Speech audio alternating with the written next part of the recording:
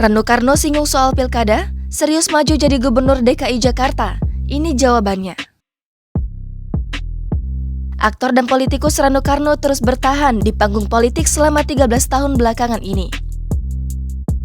Bahkan, setelah sukses menjadi wakil Bupati Tangerang, wakil gubernur dan gubernur Banten, Rano Karno pun masih tercatat sebagai anggota DPR RI fraksi Partai PDI Perjuangan, periode tahun 2019 hingga 2024. Lalu, apa yang akan dilakukan Rano Karno setelah masa jabatannya menjadi anggota DPR RI usai? Pria berusia 61 tahun tersebut mengakui, selain menjadi anggota DPR RI serta aktif menjadi aktor, ia juga diminta jadi Sekretaris Badan Kebudayaan Nasional atau BKN dari PDIP.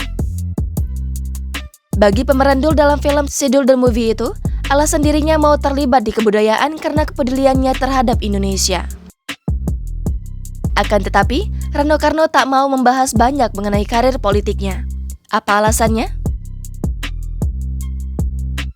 Rano tak menampik membuka wacana dirinya akan maju dalam pemilihan gubernur dalam ajang pemilihan umum 2024. Ketika ditegaskan akan ucapannya yang punya keinginan maju menjadi gubernur DKI Jakarta, Rano Karno enggan menjawabnya.